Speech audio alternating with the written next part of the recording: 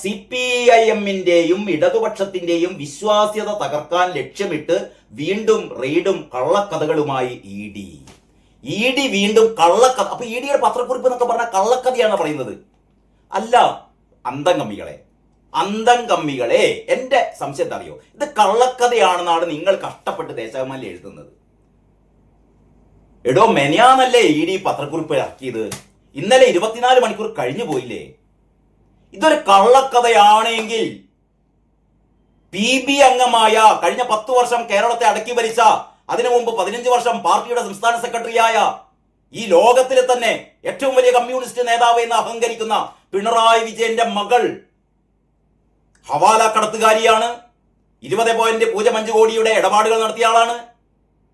ഇല്ലാത്ത എന്താ പറയുക, അമ്മയുടെ പെൻഷൻ കാശ് കൊണ്ട് തുടങ്ങി കമ്പനി എന്ന് പറഞ്ഞിട്ട് AKG സെന്ററിന്റെ അഡ്രസ്സും വെച്ച് നടത്തിയ ഒരു തട്ടിപ്പ് കമ്പനിയിലൂടെ ഈ കരിമണൽ കർത്തായുടെ കയ്യിൽ നിന്ന് 2.78 കോടി വാങ്ങിയ ആളാണ്. വ്യാജ സിം കാർഡ് ഉപയോഗിച്ച് വിദേശ കോളുകളൊക്കെ നടത്തിയ ആളാണ്. തുടങ്ങിയ കാര്യങ്ങളൊക്കെ ഇ ഡി പത്രപ്രസ്താവനയിലൂടെ പുറത്തിറക്കിയാൽ നിങ്ങൾ നിമിഷത്തിനുള്ളിൽ ഇ ഡിക്കെതിരെ കേസ് കൊടുക്കണ്ടേ?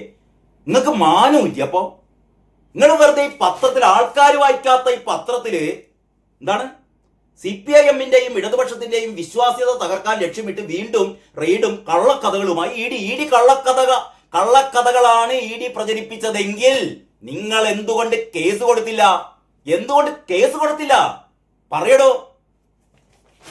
നിങ്ങൾ ഈ ഉഡായിപ്പ് ആൾക്കാർക്ക് അറിയില്ലേ?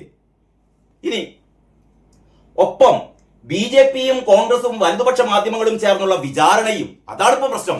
ഈ മരുമോനെയും വീണയെയും കാരണബോധത്തെയും ഒക്കെ വിചാരണ ചെയ്യുകയാണ് BJP-യും പ്രതിപക്ഷവും വലതുപക്ഷ മാധ്യമങ്ങളും. ഇവരൊക്കെയാണ് വിചാരണ ചെയ്യുകയാണ് അത്രേ.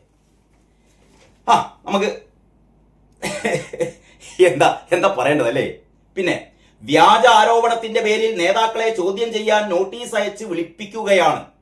നോട്ടീസ് അയച്ച് വിളിപ്പിച്ചത് വീണയല്ലേ. വീണയെ 2 പ്രാവശ്യം നോട്ടീസ് അയച്ച് വിളിപ്പിച്ചു. വീണ പോയി. വീണ സത്യം പറഞ്ഞു. എനിക്ക് ഇതിനെപ്പറ്റി ഒന്നും അറിയില്ല. അച്ഛൻ വാങ്ങാൻ പറഞ്ഞു, ഞാൻ വാങ്ങി.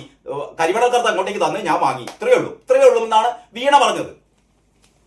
ഇനി രാജ്യത്തെ ഗതി നിർണയിക്കുന്ന പ്രക്ഷോഭങ്ങളിൽ CPIM-ഉം ഇടതുപക്ഷവും ഊർജ്ജസ്വലമായി നിലകൊള്ളുന്നത് BJP-യുടെ ഉറക്കം കെടുത്തുന്നു. എനിക്ക് ഈ വാചകം ഒരുപക്ഷെ 2026 ഈ വർഷത്തെ ഏറ്റവും വലിയ കോമഡിയാണ് ഈ വാചകം. എന്താണെന്നറിയോ? രാജ്യത്തെ ഗതി നിർണയിക്കുന്ന പ്രക്ഷോഭങ്ങളിൽ, ശ്രദ്ധിക്കണേ, രാജ്യത്തെ ഗതി നിർണയിക്കുന്ന പ്രക്ഷോഭങ്ങളിൽ CPIM-ഉം ഇടതുപക്ഷവും ഊർജ്ജസ്വലമായി നിലകൊള്ളുന്നത് BJP-യുടെ ഉറക്കം കെടുത്തുന്നു. അല്ല കൂട്ടരെ, നിങ്ങൾക്ക് തലക്ക് വെടിവില്ലേ? ഈ രാജ്യം ഭരിക്കുന്ന, കഴിഞ്ഞ 13 വർഷമായി ഇന്ത്യ മഹാരാജ്യം ഭരിക്കുന്ന BJP-യുടെ ഉറക്കം കെടുത്തുകയാണത്രേ. ആര്? CPM. നമ്മുടെ 28 സംസ്ഥാനങ്ങളിലും മറ്റ് കേന്ദ്ര ഭരണ പ്രദേശങ്ങളിലും ഒരിടത്ത് പോലും ഭരണത്തിലില്ല. മനസ്സിലായല്ലോ? ഒരിടത്ത് പോലും ഭരണത്തിലില്ല. ഒരു സംസ്ഥാനത്തും ഭരണത്തിലില്ലാത്ത പാർട്ടി. ലോക്സഭയിൽ എത്ര അംഗങ്ങളാണ്? ലോക്സഭയിൽ 4. ലോക്സഭയിൽ 4 അംഗങ്ങൾ, രാജ്യസഭയിൽ 5 അംഗങ്ങൾ. അത് തപ്പ തീരാമുകൾ, അത് തീർന്ന പിന്നെ ഉണ്ടാവില്ല. ലോക്സഭയിൽ 4 അംഗം, 543 അംഗങ്ങളില് 4. രാജ്യസഭയിൽ 5. നമ്മുടെ 28 സംസ്ഥാനങ്ങളിലും 3 കേന്ദ്രഭരണ പ്രദേശങ്ങളിലും പട്ടപൂജ്യം. CPM-ന്റെ അംഗസംഖ്യ എത്രയാണെന്ന് അറിയോ? ഞെട്ടരുത്. കഴിഞ്ഞ പാർട്ടി കോൺഗ്രസിൽ 2024 പാർട്ടി കോൺഗ്രസിലെ കണക്കാണ്. 10 ലക്ഷം പ്ലസ്, 10 ലക്ഷം കുറച്ചുകൂടി, 10 ലക്ഷം അംഗങ്ങൾ മാത്രമേ CPM-നുള്ളൂ. അതിൽ തന്നെ ഒരു 6 ലക്ഷം കേരളത്തിലാണ്. ബാക്കിയില്ല. ഇന്ത്യ മഹാരാജ്യത്ത് എല്ലാം കൂടി ചേർത്താൽ ബാക്കിയുള്ളൂ എന്ന് പറയാം 10 ലക്ഷം. BJP-യുടെ അംഗസംഖ്യ എത്രയാണെന്നറിയോ? 11 കോടിയാണ്. BJP-യുടെ അംഗസംഖ്യ 11 കോടി, കോൺഗ്രസിന്റേത് 5.5-6 കോടി. അപ്പൊ 11 കോടി അംഗസംഖ്യയുള്ള BJP, 6 കോടിയോളം അംഗസംഖ്യയുള്ള കോൺഗ്രസ്, അതിന്റെ ഇടയിലാണ് 10 ലക്ഷം അംഗങ്ങളുള്ള CPM. ഒരു സംസ്ഥാനത്തും ഭരണത്തിൽ ഇല്ലാത്ത CPM ആകെ ലോക്സഭയിൽ 4 അംഗങ്ങളുള്ള, അത് തന്നെ മറ്റ് രാഷ്ട്രീയ പാർട്ടിക്കാരുടെ ദയാദാക്ഷിണ്യത്തിൽ എങ്ങനെയോ കയറിക്കൂടിയ 5 രാജ്യസഭാ അംഗങ്ങളുള്ള, അവരുടെ കാലാവധി ഇതാ അടുത്ത മാസം തീർന്നാൽ അതും തീർന്നു. ഇങ്ങനെ ഗതികെട്ട പാർട്ടി. ഇവരുടെ വോട്ടിംഗ് ശതമാനം എന്ന് പറഞ്ഞാൽ നോട്ടയുടെ കുറച്ചു മേലെ 1.01% അങ്ങനെ എന്തോ ആണ് ഈ CPM-ന്റെ വോട്ടിംഗ് ഷെയർ. ഈ CPM-നെയാണത്രേ മോദിക്ക് പേടി. ഇതിനേക്കാൾ വലിയ തമാശ നിങ്ങൾ ഈ വർഷം കേട്ടിട്ടുണ്ട്. ഈ വർഷം എന്നല്ലാന്ന് നിങ്ങളെ ജീവിതത്തിൽ നിങ്ങൾ കേട്ടിട്ടുണ്ടാകുമോ? ഇത് പറയാൻ ചില്ലറ ഉളുപ്പ് അത് വേണ്ടേ? കേരളത്തിൽ ഭരണമുണ്ട് എന്ന് എന്താ പറയാ അഹങ്കരിച്ചിരിക്കുകയായിരുന്നു. കേരളത്തിൽ ഭരണമുണ്ട് എന്ന് അഹങ്കരിച്ചിരിക്കുകയായിരുന്നു. അപ്പോഴാണ് മത്സരിച്ച 13 മന്ത്രിമാർ തോൽക്കുന്നു. മത്സരിച്ച 50 MLA-മാർ തോൽക്കുന്നു. ഇത്ര നാണം കെട്ട തോൽക്കും. കാരണഭൂതം 6 റൗണ്ട് പിന്നിലാവുന്നു. മരുവൻ എങ്ങനെയോ ഈച്ചഭാഗ്യത്തിന് കഴിച്ചിലാവുന്നു. കഴിഞ്ഞ തവണ കിട്ടിയ വോട്ടിന്റെ 1/3 ഭാഗം കിട്ടിയിട്ട്. ഇന്ന് പറഞ്ഞാൽ ഇങ്ങോട്ട് തീരാനില്ല. കത്തി തീർന്ന CPM-നെ BJP പേടിക്കുന്നു എന്ന് പറഞ്ഞാൽ ഇതിന് ഉളുപ്പില്ലായ്മ എന്നും അല്ല പറയേണ്ടത്. അതിന്റെ അങ്ങേപ്പുറം വല്ല വാക്കുണ്ടെങ്കിൽ അതാ പറയേണ്ടത്. എന്താ ഞാൻ പറഞ്ഞതിൽ എന്തെങ്കിലും തകരാറുണ്ട് നിങ്ങൾ പറ. ഇതെന്ത് BJP CPM-നെ കണ്ട് ഞെട്ടാനോ? എന്തിന് ഇനി പാർട്ടിയിലെ നേതാക്കളുടെ ഗാംഭീര്യം അങ്ങനെ ഉണ്ടല്ലോ. ചില പാർട്ടികള് ചില്ലറ പാർട്ടികളായിരിക്കും, പക്ഷെ അതിന്റെ നേതാക്കളുടെ ഒരു ഗാംഭീര്യവും അവരുടെ ഒരു ജനപ്രിയതയും ഇതൊക്കെ കണക്കിലെടുക്കുകയാണെങ്കിൽ അതാവട്ടെ. CPM-ല് നേതാക്കന്മാരുണ്ടോ? CPM-ലെ നേതാക്കന്മാർ മുഴുവൻ 1 നമ്പർ കോമാളികളല്ലേ? എടുത്തു പറയാവുന്ന പഴയ നേതാക്കന്മാർ ഒരുപാട് ഉണ്ടായിരുന്നു കേട്ടോ. പഴയ നേതാക്കന്മാർ, CPM-ന്റെ സമുജ്വലരായ നേതാക്കന്മാരുണ്ടായിരുന്നു അല്ലേ? നമുക്കൊരിക്കലും നമുക്ക് വിസ്മരിക്കാനാവാത്ത മഹാന്മാരായ നേതാക്കന്മാരുണ്ടായിരുന്നു. ഇന്ത്യയിലെ തന്നെ ഏറ്റവും പ്രധാനപ്പെട്ട നേതാക്കന്മാരിൽ തലമൂത്ത നേതാക്കന്മാർ CPM-നുണ്ടായിരുന്നു. ഇന്നോ ആര്? ദേശീയ സെക്രട്ടറി MA ബേബി. വല്ല ആൾക്കാരും മൈൻഡ് ചെയ്യുന്നുണ്ടോ? പിണറായിനെ കാണുമ്പോഴത്തേക്ക് മൂത്രമൊഴിക്കുന്ന ആള്. സംസ്ഥാന സെക്രട്ടറി ഒരു വെളിവുമില്ലാത്ത, കുറ്റനാട്ടുന്ന അപ്പം കൊണ്ടുപോയി എറണാകുളത്ത് വിറ്റ് അവിടെ നിന്ന് ഇങ്ങോട്ട് മറ്റേ വന്ദേ ഭാരതിൽ വന്ന്, അല്ല മറ്റേ കേരളയിൽ വന്ന്, ഇമ്മാതിരി ഒരു വിവരം കെട്ട മനുഷ്യൻ ലോകത്തുണ്ടാവില്ല. പിന്നുള്ള നേതാക്കന്മാരെ ഞാൻ പറയുന്നില്ല. പറഞ്ഞ എന്റെ നാവ് വെടക്കാവും. അതുകൊണ്ട് മാത്രം പറയുന്നില്ല കേട്ടോ. ചുരുക്കി പറഞ്ഞാലേ ഇവരുടെ ഈ വാചകം എന്താണ്? രാജ്യത്തെ ഗതി നിർണയിക്കുന്ന പ്രക്ഷോഭങ്ങളിൽ CPIM-ഉം ഇടതുപക്ഷവും ഊർജ്ജസ്വലമായി നിലകൊള്ളുന്നത് BJP-യുടെ ഉറക്കം കെടുത്തുന്നു. ആകെ നമ്മുടെ ജന്തർ മന്ദറില് പാറ്റകള് ഒരു പ്രക്ഷോഭമൊക്കെ നടത്തിയല്ലോ, ഒരു കലാപമൊക്കെ നടത്തിയപ്പം അതായത് ഒരു സംഘടനാ ബലവുമില്ലാത്ത, ഒരു അഡ്രസ്സും ഇല്ലാത്ത എവിടുന്നോ വന്ന കുറെ ആൾക്കാർ ഒച്ചപ്പാടും ബഹളും ജന്തർ മന്ദറിൽ ഉണ്ടാക്കി. അത്ര പോലും ഒരു എന്താ പറയാ ഒരു ഇളക്കമുണ്ടാക്കാൻ CPM-ന് പറ്റില്ല. ഇപ്പൊ DYFI-യുടെ സമ്മേളനം നടന്നുകൊണ്ടിരിക്കുകയാണല്ലോ. DYFI-കാരുടെ പ്രമേയത്ത് പറയുന്നത് നമ്മള് CJP-കാരെ കണ്ടുപിടിക്കണം, കൂറകളെ കണ്ടുപിടിക്കണം, നമ്മൾ കൂറകളെ കണ്ടുപിടിക്കണം എന്ന് പറയുന്നത്. ഇവരുടെ ഒരു ഗതികേട് ആലോചിച്ച് നോക്കണേ. ഇനി അതൊക്കെ കഴിഞ്ഞിട്ട് റെയ്ഡിന് പിന്നാലെ അസാധാരണ പത്രക്കുറിപ്പ് ഇറക്കിയും രാഷ്ട്രീയ വേട്ടയാണ് തങ്ങളുടെ ലക്ഷ്യമെന്ന് സമ്മതിക്കുകയാണ് ED സമ്മതിക്കുകയാണത്രേ. എന്താണ്? രാഷ്ട്രീയ വേട്ടയാണ് നടത്തുന്നത്. അതായത് വീണ വിജയനെ അല്ലെങ്കിൽ കാരണഭൂതത്തെ അല്ലെങ്കിൽ റിയാസിന് നേർക്കൊക്കെ നടത്തുന്നത് രാഷ്ട്രീയ വേട്ടയാണ്. എങ്ങനെയുണ്ട്? ഇനി പത്രക്കുറിപ്പിൽ സൂചിപ്പിക്കുക പോലും ചെയ്യാത്ത കാര്യങ്ങളാണ് ചില മാധ്യമങ്ങൾ ആവേശപൂർവ്വം പ്രചരിപ്പിക്കുന്നത്. മാധ്യമങ്ങൾ പ്രചരിപ്പിക്കുകയാണെങ്കിൽ അതിൽ സത്യാവസ്ഥ ഉണ്ടാവും.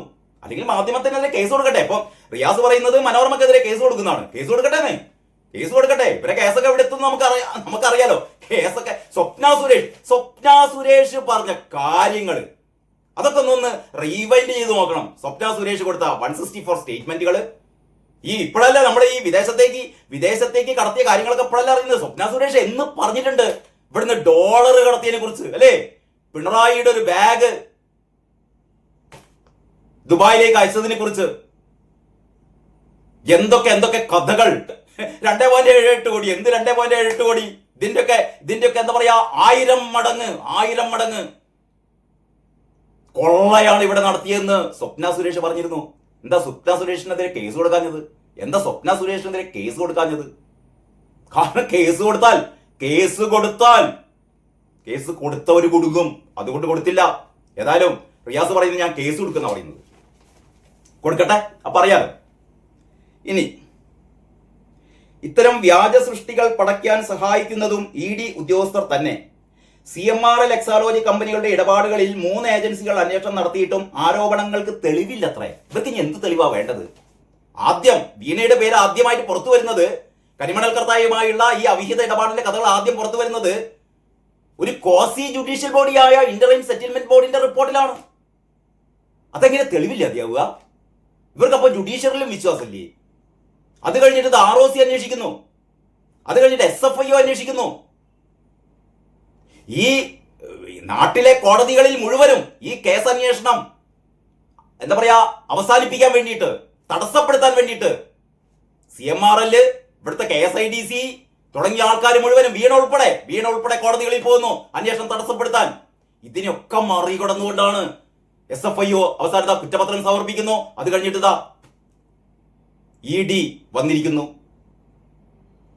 എന്നിട്ടും പറയാണ് തെളിവില്ല. ഇത് കാരണബോധം 2 കൈ ഉയർത്തി പറഞ്ഞിരുന്നല്ലോ. കരിപുരളാത്ത കൈകളാണിത്. അമ്മന്റെ പെൻഷൻ കാശ് കൊണ്ട് തുടങ്ങിയതാണ് പറഞ്ഞത്.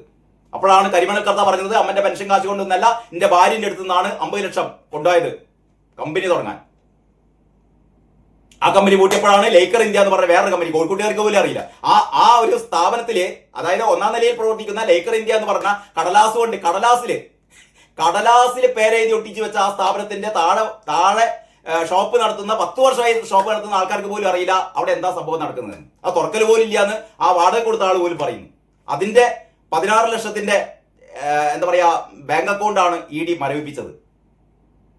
എന്തൊക്കെ തട്ടിപ്പുകളാണ് അല്ലേ? ഇതെങ്ങാനും കേരളത്തിലല്ല വേറെ ഏതെങ്കിലും ഒരു സംസ്ഥാനത്താണെങ്കിൽ നിങ്ങളൊന്ന് ആലോചിച്ച് നോക്കുക. അഡ്രസ് ഉണ്ടാവുക, പൂട്ടി കെട്ടിപ്പോവില്ലേ? ഇവിടെ ഇത്രയും നാൾ BJPയുടെ ഒരു സംരക്ഷണയില് കാരണഭൂതം ഇങ്ങനെ കഴിഞ്ഞുകൂടി. ഇപ്പൊ BJPക്ക് മനസ്സിലായി ഇയാളെ കൊണ്ട് കാര്യമൊന്നുമില്ല. അതുകൊണ്ട് ED വളരെ ഊർജിതമായി അന്വേഷണം ഇങ്ങനെ വ്യാപിക്കുകയാണ്. അടുത്ത് തന്നെ റിയാസിനെ ചോദ്യം ചെയ്യാൻ വേണ്ടി വിളിപ്പിക്കും. ഈ ഇടപാടിലൊക്കെ റിയാസിന് എന്താ ബന്ധം എന്നുള്ളത് ED കണ്ടെത്തും. തെളിവില്ലെങ്കിൽ റിയാസ് രക്ഷപ്പെടും, അത്രയേ ഉള്ളൂ. തെളിവില്ലെങ്കിൽ റിയാസ് രക്ഷപ്പെടും. പക്ഷേ വീണ രക്ഷപ്പെടില്ലല്ലോ.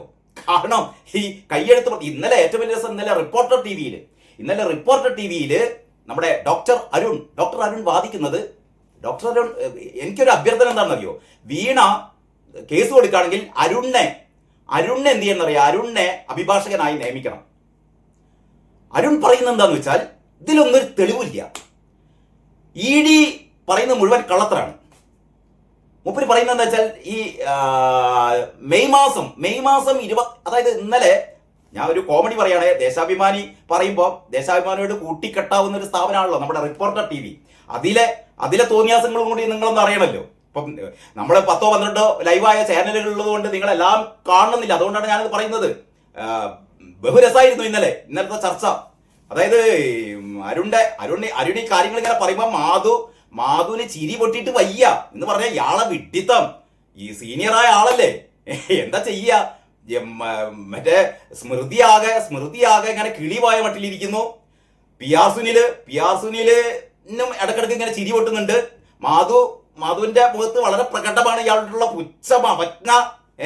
അപ്പോഴാണ് പിന്നെ ഇയാള് 1ാം നമ്പർ പൊട്ടനാണ് മൊട്ട എന്നുള്ളതുകൊണ്ട്, മൊട്ടക്കൊന്നും പ്രശ്നമില്ല, മൊട്ടക്ക് പൈസ കിട്ടിയാൽ മതി. നേരത്തെ ഏറ്റവും വലിയ വീരപ്പൻ കാട്ടുകൊള്ളൻ വീരപ്പനാണ് ഈ പറയുന്ന അഗസ്റ്റിൻ എന്നും പറഞ്ഞിട്ട്, ഈ ആന്റോ അഗസ്റ്റിൻ എന്നും പറഞ്ഞിട്ട് 24-ലായിരിക്കുമ്പോ വാർത്ത അവതരിപ്പിച്ച ആളാണ് അരുൺ. ആ അരുണിനെയാണ് വീരപ്പൻ നേരെ റാഞ്ചി തന്റെ സ്ഥാപനത്തിൽ കൊണ്ടുവന്നിട്ട് തന്റെ വിടുപണി എടുപ്പിക്കുന്നത്, തന്റെ കോണകം പിടിപ്പിക്കുന്നത്. നല്ല രീതിയിൽ ഇയാൾ കോണകം പിടിച്ച് ആസനം കഴുകി കൊടുക്കുന്നുണ്ട് ഈ ആന്റോ അഗസ്റ്റിൻ മുതലാളിക്ക്. ഇവരാണ് ഇന്നലെ വന്ന് പറഞ്ഞത് ഇ ഡിയുടെ ഈ പത്രപ്രസ്താവനയ്ക്ക് ഒരു എന്താ പറയാ, ഒരു തരത്തിലുള്ള വാലിഡിറ്റിയും ഇല്ല, ഒരു തരത്തിലുള്ള വാല്യൂ ഇല്ല. അത് കള്ളത്തരാണ്. കാരണം മെയ് മാസത്തിൽ മെയ് 27-ാം തീയതി ആണല്ലോ ആദ്യത്തെ റെയ്ഡ് നടത്തിയത്. ആ റെയ്ഡിലാണല്ലോ ഡയറി പിടിച്ചെടുത്തത്. ആ ഡയറിയിലെ കാര്യം ഇപ്പോഴാണോ പറയാ? അപ്പോഴാണ് മാധുര് ചിരി പറ്റിട്ട് മാധു പറഞ്ഞു, എന്റെ അരുൺ സാറേ, ജൂൺ 27 ഡയറി കിട്ടിയിട്ട് ആ ഡയറിയിലെ കാര്യങ്ങളൊക്കെ അങ്ങനെ പറയാണല്ലോ. അതായത് ഈ ഡയറിയിൽ ഇങ്ങനെയൊക്കെ വിവരം കിട്ടോ, അവിടുത്തെ റിയാസിന്റെ സുഹൃത്തുക്കളുടെ വഴിയാണ് സിം സംഘടിപ്പിച്ചത്, മറ്റേ 50 കോടി. ഇതൊക്കെ പറഞ്ഞു കഴിഞ്ഞാൽ, ഇതൊക്കെ പറയുകയാണെങ്കിൽ ആന മണ്ടന്മാരല്ലേ പറയുള്ളൂ. ഇങ്ങനെ ഇന്നലെ പറയാണോ? അതൊക്കെ കഴിഞ്ഞിട്ട് ഇതൊക്കെ കൺഫേം ചെയ്താലേ പറയുള്ളൂ. ഇതിന്റെ തുടർച്ചയായി ഇതിനൊക്കെ ആധികാരികമായ തെളിവ് കിട്ടാൻ വേണ്ടിയിട്ട് അവസാനത്തെ റെയ്ഡും നടത്തിയിട്ടല്ലേ ഇത് പറയുള്ളൂ. ഇവന്റെ വിചാരം ആദ്യം തന്നെ എന്തുകൊണ്ട് ഈ മെയ് 27 നടത്തിയ റെയ്ഡല്ലേ, ആ റെയ്ഡിലല്ലേ ഈ വിവരമൊക്കെ ഉള്ളത്, എന്തേ അന്ന് പറയാഞ്ഞത്? ഇവന്റെ മാതിരി ഒരു വിവരം കിട്ടാൻ ലോകത്തുണ്ടാവില്ല കേട്ടോ. പിന്നെ എന്താ പറയുന്നത്, വീണയുടെ ഡയറിയിൽ നിന്ന് കയ്യെഴുത്ത് പ്രതിയല്ലേ കണ്ടുപിടിച്ചിട്ടുള്ളൂ, അതിന് വാലിഡിറ്റി ഇല്ല, അതിന് ഒരു തരത്തിലുള്ള സത്യസന്ധതയും ഇല്ല. അത് മറ്റേ കേസിൽ എങ്ങനെയാ പറയുന്നത്? അതിന് അത് എന്താ പറയാ, സാധൂകരിക്കുന്ന മറ്റു തെളിവുകൾ വേണം. തെളിവുകൾ വീടി കണ്ടെത്തിക്കൊള്ളൂട്ടോ. അങ്ങനെ ഇവന്റെ ന്യായീകരണങ്ങളാണ്. ചുരുക്കി പറഞ്ഞാൽ വീണ ഇതൊന്നും ചെയ്തിട്ടില്ല അത്ര. ഇത് നമ്മളെ സാധാരണ അരുൺകുമാറിന്റെ പോലുള്ള എന്താ പറയാ, ഒരു ന്യായീകരണ തൊഴിലാളി ഉണ്ടല്ലോ, അരുൺകുമാർ പണ്ട് പറഞ്ഞതാണ്, ഈ വീണക്ക് 2.78 കോടി കൊടുത്തത് power point, MS office, Tally, ഇതൊക്കെ മെയിൻ്റനൻസ്, ഇതിന്റെയൊക്കെ മെയിൻ്റനൻസിനാണ്. MS office, power point, Tally, ഇതൊക്കെ ഇതിന്റെ മെയിൻ്റനൻസ് വേണ്ടിയിട്ടാണ് 2.78 കോടി. ഈ LP സ്കൂളിൽ പഠിക്കുന്ന ഈ മൂന്നാം ക്ലാസ് പഠിക്കുന്ന കുട്ടി സഖാക്കൾ ഉണ്ടല്ലോ, ആ കുട്ടി സഖാക്കൾ കേട്ടാല് അരുണ്ണുണ്ടല്ലോ ഈ ഓലമടൽ എടുത്തുങ്ങാട്ട് തച്ച് ഓടിപ്പിക്കും. ഇത്ര വിവരം കിട്ടാൻ അവസാനം ഉത്തരം മുട്ടപ്പോഴാണ് ഇന്നലെ സ്മൃതിയെ അരുൺ എന്താ കുറയ്ക്കുന്നത്. അതായത് സ്മൃതി ചോദ്യം ചോദിക്കുമ്പോ ഇവര് ചോദ്യങ്ങളെ പേടിയാണല്ലോ. CPM-കാർക്ക് ചോദ്യങ്ങളെ പേടിയാണ്. ചോദ്യങ്ങൾ ചോദിക്കുന്ന സ്മൃതിയോട് ചോദിക്കാണ്, നിങ്ങൾ എന്തിനാണ് കുറയ്ക്കുന്നത്, നിങ്ങൾ എന്തിനു കുറച്ച് ചാടുന്നു? സ്മൃതി ഓടിപ്പിച്ചോ, എണീറ്റ് പോടോ പറഞ്ഞു. എണീറ്റ് പോടോ, തന്റെ പോലുള്ള തെമ്മാടികളോടാണ് ഞാൻ സംസാരിക്കേണ്ടത്, എണീറ്റ് പോടോ എന്ന് പറഞ്ഞ് ഓടിപ്പിച്ചു അരുൺകുമാറിനെ. ഉളുപ്പില്ലാതെ അരുൺകുമാർ എണീറ്റ് ഓടി. TV ചർച്ചയിൽ വന്നിരുന്നിട്ട് ആങ്കറോട് ചോദിക്കുകയാണ്, നിങ്ങൾ കുറയ്ക്കുകയാണോ? അപ്പൊ ഇതാണ് CPM-ന്റെ സ്ഥിതി എന്ന് പറഞ്ഞാൽ, ഇവർക്ക് പറയാനൊന്നുമില്ല. എന്നിട്ട് ചോദ്യം ചോദിക്കുന്ന ആളോട് പറയാ, നിങ്ങൾ കുറയ്ക്കുകയാണോ, നിങ്ങൾ ഛർദ്ദിക്കുകയാണോ? ഇത് എത്ര കാലം നിങ്ങൾക്ക് ഇങ്ങനെ ഈ കോമാളിക്കളിയെ മുന്നോട്ട് പോകാൻ പറ്റും? ഒരു രക്ഷയില്ല കേട്ടോ. ഇതിൽ ഇനിയും തമാശകളുണ്ട്. ഞാൻ തൽക്കാലം ഇവിടെ വെച്ച് നിർത്തുകയാണ്. മിക്കവാറും ദേശാഭിമാനി നിങ്ങളുടെയൊക്കെ വീട്ടിലുണ്ടാവുമല്ലോ. നിങ്ങൾ വായിക്കാതെ വെച്ച സാധനമല്ലേ. ഞാൻ പതിവ് പോലെ പറയാണ്, നിങ്ങൾ ദേശാഭിമാനി വായിക്കണം. വായിച്ചെങ്കിൽ നിങ്ങളുടെ ഇടവേളകൾ ആനന്ദകരമാക്കാം, അല്ലേ, സന്തോഷകരമാക്കാം. നിങ്ങൾക്ക് പൊട്ടി ചിരിക്കാം, ഊറി ചിരിക്കാം. നമുക്ക് ഇന്ന് ദേശാഭിമാനി വെച്ച് തുടങ്ങാം. ദേശാഭിമാനിയുടെ ഏറ്റവും പ്രധാനപ്പെട്ട ഒരു വാർത്തയാണ്, റെയ്ഡിനൊപ്പം കള്ളക്കഥകളും പത്രക്കുറിപ്പും. ഏത് റെയ്ഡാണ് എന്ന് പ്രത്യേകിച്ച് പറയേണ്ട ആവശ്യമില്ലല്ലോ. അതായത് നമ്മുടെ മരുമോന്റെ സുഹൃത്തുക്കളായ കോഴിക്കോട്ടെ വലിയ ബിസിനസ്സുകാരുടെ സ്ഥാപനങ്ങളിലും വീടുകളിലൊക്കെ കഴിഞ്ഞ ദിവസം ED റെയ്ഡ് നടത്തി. ഇത് മരുമോന്റെ സുഹൃത്തുക്കൾ എന്ന നിലയ്ക്കല്ല റെയ്ഡ് നടത്തിയത്. അങ്ങനെ തെറ്റിദ്ധരിപ്പിക്കാൻ CPM-കാർ ശ്രമിക്കുന്നുണ്ട്. അവിടെ റെയ്ഡ് നടത്താൻ കാരണം വീണയുടെ ഒരു ഡയറിയിൽ നിന്ന്, അതായത് പിണറായി വിജയന്റെ വീട്ടിൽ റെയ്ഡ് നടത്തിയപ്പോൾ കഴിഞ്ഞ മെയ് മാസം 27-ാം തീയതി പിണറായി വിജയന്റെ തിരുവനന്തപുരത്തുള്ള വീട്ടിൽ, വീണ താമസിക്കുന്ന വീട്ടിൽ റെയ്ഡ് നടത്തിയപ്പോൾ അവിടെ നിന്ന് പിടിച്ചെടുത്ത രേഖകൾ, അതിൽ ഏറ്റവും പ്രധാനപ്പെട്ട ഒരു ഡയറി ആയിരുന്നു. ആ ഡയറിയിൽ വീണ തന്റെ എന്താ പറയാ കൈപ്പടയിൽ എഴുതി വെച്ച ആ ഡയറിയിലെ 1 മുതൽ 9 വരെ പേജുകൾ, അത് അതീവ നിർണായക രേഖകളാണ് എന്ന് ED നേരത്തെ തന്നെ പറഞ്ഞിരുന്നു. അതിപ്പോ കഴിഞ്ഞ ദിവസമാണ് ED ഒരു പത്രക്കുറിപ്പിലൂടെ അത് പുറത്തുവിട്ടത്. അപ്പൊ അതില് വീണയുടെ ഡയറിയില് റിയാസിന്റെ സുഹൃത്തുക്കളായ നന്ദുലാൽ, പിന്നെ ആരാണ്, പിന്നെ ഒരു അഡ്വർടൈസിങ് ഏജൻസി നടത്തുന്ന മറ്റൊരു ബിരുദനുണ്ട്. അങ്ങനെ ഒരു 6 പേരുടെ വിവരങ്ങൾ വീണയുടെ ഡയറിയിലുണ്ട്. ഇവരുമായി നടത്തിയ പണമിടപാടുകൾ മാത്രമല്ല, വീണ വിദേശത്തേക്ക് വിളിക്കാൻ വേണ്ടി ഉപയോഗിച്ച സിം കാർഡ് ഈ പറയുന്ന നന്ദുലാലിൻ്റെതാണ്. നന്ദുലാലിനൊക്കെ പണി വാങ്ങിക്കൊടുത്തത് റിയാസാണ് കേട്ടോ. ഇയാൾക്ക് ഒരു സ്പെഷ്യൽ പോസ്റ്റ് ഒക്കെ ഉണ്ടായിരുന്നു. എന്താണ്, ഇയാള് ടൂറിസം മന്ത്രിയായിരുന്നല്ലോ. അപ്പം ടൂറിസത്തിന്റെ എന്തോ ഡെസ്റ്റിനേഷൻ കോർഡിനേറ്റർ എന്നൊക്കെ പറഞ്ഞ് പുതിയൊരു തസ്തിക ഉണ്ടാക്കി ലക്ഷങ്ങളുടെ ശമ്പളമൊക്കെ കൊടുത്തുകൊണ്ട് ഇയാളെ അർമാദിക്കാൻ വിട്ടതാണ്. ആരെ? ഈ നന്ദുലാലിനെ. അതുകൊണ്ടാണ് നന്ദുലാലിന്റെ പേരിൽ ഒരു സിം എടുത്തും കണ്ട്, അല്ല വീണക്ക് ആധാർ കാർഡും ഇല്ല, അതുകൊണ്ട് സിം ഒന്നും കിട്ടില്ലല്ലോ. എന്താ ചെയ്യുക? ഈ കള്ളത്തരം കളിക്കാൻ വേണ്ടിയിട്ട്, കള്ളത്തരല്ല, ഇതിന് കള്ളത്തരം എന്നൊന്നുമല്ല പറയാ, അതിനേക്കാൾ അങ്ങ് പുറമുള്ള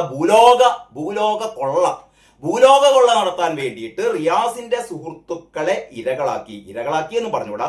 ഈ റിയാസിന്റെ സുഹൃത്തുക്കളൊക്കെ വളർന്നത് കഴിഞ്ഞ ഒരു 5 വർഷം, 10 വർഷം എടുക്കണ്ട, കഴിഞ്ഞ ഒരു 5 വർഷം എടുക്കുക നിങ്ങൾ. 5 വർഷം കോഴിക്കോട്ടുകാർക്കൊക്കെ അറിയാം, കോഴിക്കോട്ട് ഒരു അധോലോക കേന്ദ്രമാണ്, അധോലോക മാഫിയാണ് കോഴിക്കോട് കഴിഞ്ഞ 5 വർഷമായിട്ട്. അതിന്റെ നേതാവ് റിയാസുമാണ്. ഇവിടുത്തെ മുഴുവൻ പുത്തൻ പണക്കാര് ഇതൊക്കെ തഴച്ചു വളർന്നത് റിയാസിന്റെ സംരക്ഷണയിലാണ്. ഇത് ഇവിടുത്തെ എല്ലാ CPM-കാർക്കും അറിയാം. അതാണ് ഏറ്റവും വലിയ രസം. നമുക്കറിയാലോ, അതായത് കോഴിക്കോട് ജില്ല എന്ന് പറയുന്നത് CPM-ന്റെ ഒരു ശക്തി കേന്ദ്രമായിരുന്നു, അല്ലേ? ആയിരുന്നു. വർഷങ്ങളോളം ഇവിടെ ഒരു സീറ്റിൽ പോലും ജയിക്കാൻ കോൺഗ്രസ്സുകാർക്ക് കഴിഞ്ഞിരുന്നില്ല. കഴിഞ്ഞ നിയമസഭാ തെരഞ്ഞെടുപ്പിൽ അറിയാലോ, കഴിഞ്ഞ നിയമസഭാ തെരഞ്ഞെടുപ്പിൽ ആകെ ഒരൊറ്റ മണ്ഡലത്തിൽ മാത്രമാണ് ഒരു CPM-കാരൻ ജയിച്ചത്. അത് റിയാസ് എങ്ങനെ ജയിച്ചു എന്ന് അതും ബേപ്പൂർ മണ്ഡലത്തിലെ ആൾക്കാർക്ക് അറിയാം. അതൊരു പ്രത്യേക സാഹചര്യത്തിൽ റിയാസ് ജയിച്ചു പോയതാണ്. അല്ലെങ്കിൽ ഏറ്റവും നാണം കെട്ട തോൽവി റിയാസിന് ഉണ്ടാകുമായിരുന്നു. അപ്പൊ റിയാസ് മാത്രമാണ് ജയിച്ചത്, ബാക്കിയുള്ള ആൾക്കാർ മുഴുവൻ തോറ്റു. എന്തുകൊണ്ടാണ് തോറ്റത്? CPM-കാർ മുഴുവൻ CPM സ്ഥാനാർത്ഥികൾക്കെതിരെ വോട്ട് ചെയ്തു. ഇത് കഴിഞ്ഞ ലോക്സഭാ തെരഞ്ഞെടുപ്പ് മുതൽ തുടങ്ങിയതാണ്. മറ്റേ ഒരു പടുമരം ഉണ്ടല്ലോ, പടുമരം, CPM-ന്റെ ഒരു തൊഴിലാളി വർഗ നേതാവായ ഒരു പടുമരമുണ്ട് കേട്ടോ. ആ പടുമരത്തെ ലക്ഷങ്ങളുടെ വോട്ടിനാണ് തോൽപ്പിച്ചു കളഞ്ഞത് കോഴിക്കോട്ടുകാർ. അപ്പൊ ഈ കോഴിക്കോട്ടുകാർക്ക് ഈ പറയുന്ന CPM-കാരുടെ തെമ്മാടിത്തറിയാം. അപ്പൊ അതുകൊണ്ടൊക്കെയാണ് ഇവരുടെ ഒരു അവിശുദ്ധ കൂട്ടുകെട്ടുണ്ട്. ഈ മറ്റേ ആള് നിഖിലാണ് മറ്റേ ആൾ കേട്ടോ. ആദ്യം ഈ റെയ്ഡ് നടത്തിയ ഏറ്റവും പ്രധാനി ജില്ലാ സെക്രട്ടേറിയറ്റ് അംഗം, CPM-ന്റെ ജില്ലാ സെക്രട്ടേറിയറ്റ് അംഗം നിഖിൽ. ഇയാള് കോടീശ്വരനാണ്. അഡ്വർടൈസിങ് ഏജൻസി ഒക്കെ നടത്തി പാപ്പരായ ഇഷ്ടം പോലെ ആൾക്കാർ കോഴിക്കോട് ഉണ്ട് കേട്ടോ. അഡ്വർടൈസിങ് ഏജൻസി വർഷങ്ങളോളം നടത്തിയ പാരമ്പര്യമുള്ള ഒരുപാട് അഡ്വർടൈസിങ് ഏജൻസികൾ കോഴിക്കോടുണ്ട്. ഇവരൊക്കെ ഇങ്ങനെ എന്താ പറയാ, മുന്നോട്ട് പോകാൻ ഗതിയില്ലാതിരിക്കുമ്പോഴാണ് റിയാസിന്റെ എല്ലാ സംരക്ഷണയിലും, അതായത് കോഴിക്കോട് കോർപ്പറേഷന്റെ സംസ്ഥാന സർക്കാരിന്റെ എല്ലാവിധ പ്രചാരണ വേലകളും ഇയാൾക്കാണ്. ഇയാൾ പറയുന്ന പൈസക്ക്. ഞാൻ അതിലേക്ക് കൂടുതൽ കടക്കുന്നില്ല. ഞാൻ പറഞ്ഞുകൊണ്ട് വരുന്ന ഒറ്റ കാര്യമുള്ളൂ. അതായത് ED റെയ്ഡ് നടത്തിയ ഈ സ്ഥാപനങ്ങൾ മുഴുവൻ CPM നേതാക്കളുടേതാണ്. അപ്പൊ ഈ CPM എന്ന് പറഞ്ഞാൽ ഈ തൊഴിലാളി വർഗ പാർട്ടി എന്നൊക്കെ നിങ്ങളെ പറഞ്ഞ് പറ്റിക്കാണ്. ഇത് ഒരു തൊഴിലാളി വർഗവും ഇല്ല. റിയാസിന്റെ സുഹൃത്തുക്കൾ എന്ന് പറയുന്ന തൊഴിലാളികളൊന്നും അല്ലാതെ ഇവിടുത്തെ ഏറ്റവും വലിയ പൈസക്കാര്. അപ്പൊ റെയ്ഡ് നടത്തിയത് ഞാൻ നേരത്തെ പറഞ്ഞ പോലെ റിയാസിന്റെ സുഹൃത്തുക്കളായത് ആണ് എന്നുള്ളത് കൊണ്ടല്ല. ഭൂലോക തട്ടിപ്പുകാരി എന്ന് ആരാ പറയുന്നത് അറിയോ? ED പറയുന്നതാണ്, ഞാൻ പറയുന്നതല്ല. ഞാൻ ഈ വീണയെ ഒരു ഭൂലോക തട്ടിപ്പുകാരി ആക്കിയെന്ന് പറയേണ്ട. ED പുറത്തിറങ്ങിയ പത്രക്കുറിപ്പാണ് നമ്മുടെ മുന്നിലുള്ള രേഖ. ആ രേഖ പ്രകാരം പറയുന്നത് നേരത്തെ തന്നെ 2.78 കോടി രൂപ അമുക്കിയെന്ന് ഇന്ററിം സെറ്റിൽമെന്റ് ബോർഡ് മുതൽ ROC മുതൽ SFIO വരെയുള്ള അന്വേഷണത്തിൽ തെളിഞ്ഞതാണ്. 2.78 കോടി രൂപ പുട്ടടിച്ചു. ഇത് കരിമണൽ കർത്തായും പറഞ്ഞതാണ്. കരിമണൽ കർത്ത തന്നെ പറഞ്ഞു, ഈ പൈസ വീണക്ക് കൊടുത്തത് വീണ പ്രത്യേകിച്ച് ഒന്നും ചെയ്തിട്ടല്ല, പിണറായി വിജയനുമായുള്ള ബന്ധത്തിന്റെ അടിസ്ഥാനത്തിലാണ്. പിണറായിക്ക് പൈസ കൊടുത്താൽ മാത്രമേ എനിക്ക് എന്റെ കമ്പനി നടത്താൻ പറ്റുള്ളൂ, അതുകൊണ്ട് ഞാൻ കൊടുത്തു എന്ന് പണ്ടേ കരിമണൽ കർത്തായുടെ ഉദ്യോഗസ്ഥന്മാരൊക്കെ പറഞ്ഞതാണ്. കരിമണൽ കർത്തായും നേരിട്ട് ഈ കാര്യം SFIOയുടെ മൊഴിയെടുക്കലിൽ പറഞ്ഞതാണ്. അപ്പൊ ഒരു സേവനം കൊടുക്കാതെ 2.78. അപ്പോഴാണ് പണ്ടേ ഷോൺ ജോർജ് പറഞ്ഞിട്ടുണ്ട്, വീണ ഈ 2.78 കോടി ഒന്നല്ല തട്ടിച്ചത്, ഇതിനേക്കാൾ നൂറിരട്ടി തട്ടിപ്പ് ഇതൊക്കെ വിദേശത്തേക്ക് കടത്തി. ദുബായിലുള്ള അക്കൗണ്ടിനെ കുറിച്ച് ഇതൊക്കെ നേരത്തെ തന്നെ പറഞ്ഞു കേട്ടതാണ്. പക്ഷേ എന്താ പറയാ, വ്യക്തമായ തെളിവുകൾ, വ്യക്തമായ രേഖകൾ ഇല്ലാത്തത് കൊണ്ട് വീണ അകത്തുപോയില്ല എന്ന് മാത്രമേ ഉള്ളൂ. അപ്പോഴാണ് EDയുടെ ഈ വെളിപ്പെടുത്തൽ. സാധാരണ EDയുടെ ഈ അന്വേഷണത്തിന്റെ ദിശകളൊക്കെ പത്രക്കാർ ചോർത്തിയെടുക്കുക ചെയ്യുക. ഇവർ പറയുന്നത് ED പത്രക്കാർക്ക് കൊടുക്കുക, എങ്ങനെയെങ്കിലും ആയിക്കോട്ടെ, ഇതൊക്കെ ഡയറക്റ്റ് ED പറയുന്നതല്ല. പക്ഷേ ഈ റെയ്ഡിനെ തുടർന്ന് ED പുറത്തിറക്കിയ പത്രക്കുറിപ്പിൽ പറയുന്നു, വീണ ഒരു ചെറിയ മീനല്ല. 20.05 കോടി, ആലോചിക്കണം, 20.05 കോടി രൂപയാണ് വീണ തിരിമറി നടത്തിയത്. ഹവാല 85 ലക്ഷം വിദേശത്തേക്ക് കടത്തി. വിദേശത്തേക്ക് സംസാരിക്കാൻ വേണ്ടിയിട്ട് ഈ നന്ദുലാലിന്റെ സിം കാർഡ്. ഇതിനേക്കാൾ വലിയ തട്ടിപ്പ് അടുത്ത കാലത്ത് നമ്മൾ കേട്ടിട്ടില്ല കേട്ടോ. ഇതൊക്കെ ചെയ്തത് ഇപ്പോഴത്തെ പ്രതിപക്ഷ നേതാവിന്റെ മോളാണ്. എന്റെ ഏറ്റവും വലിയ സംശയം എന്താ അറിയോ, ഇയാളാണ് ഇപ്പോഴും പ്രതിപക്ഷ നേതാവ്. ഇയാൾ തന്നെയാണ് ഇപ്പോഴും പ്രതിപക്ഷ നേതാവ്. ഇയാളെ പിടിച്ചിറക്കേണ്ടതല്ലേ ആ നേതൃസ്ഥാനത്ത് നിന്ന്. നമ്മൾ ഇത്രമാത്രം മലയാളികള് ഒരു പ്രതികരണബോധമില്ലാത്ത ആൾക്കാരായി മാറി എന്നുള്ളതിന്റെ മാത്രമല്ല, നാളെ കോഴിക്കോട് മുതലക്കുളം മൈതാനിയിൽ CPM വിശദീകരണ യോഗം വിളിച്ചിട്ടുണ്ട്. ഏറ്റവും വലിയ തമാശ. എന്താണ് ഇവര് വിശദീകരിക്കാൻ പോകുന്നത്? ഏതായാലും അറിയാം നാളെ എന്താ വിശദീകരിക്കാൻ പോകുന്നതെന്ന്. അപ്പൊ ഇതൊക്കെയാണ് ഒരു നമ്മൾ കഴിഞ്ഞ ദിവസങ്ങളിലൊക്കെ കണ്ടത്. അപ്പൊ ദേശാഭിമാനി ഇതിനൊക്കെ ന്യായീകരിക്കുകയാണ്. അതാണ് ഈ വാർത്ത. എന്താണ്? റെയ്ഡിനൊപ്പം കള്ളക്കഥകളും പത്രക്കുറിപ്പും എല്ലാം കള്ളക്കഥയാണ്. സർവം മായ എന്ന് പറയുന്ന സിനിമ നമ്മൾ കണ്ടിട്ടുണ്ടല്ലോ. സത്യൻ അന്തിക്കാടിന്റെ മകൻ സംവിധാനം ചെയ്ത, അഖിൽ സത്യൻ സംവിധാനം ചെയ്ത നമ്മളെ ഡെലുലു നിവിൻ പോളിയുടെ സിനിമ. ആ സിനിമ കഥ പോലെയാണ് എല്ലാം സർവം മായ, ഡെലുലു ആണ് എന്നാണ് ആര് പറയുന്നത്? CPM പറയുന്നത്. ലക്ഷ്യം വിശ്വാസ്യത തകർക്കലാണത്രേ. വിശ്വാസ്യത തകർക്കൽ. ആരുടെ വിശ്വാസ്യത? CPM എന്താ വിശ്വാസ്യത ഉള്ളത്? CPM എന്താണ് വിശ്വാസ്യത? എനിക്കറിയില്ലേ.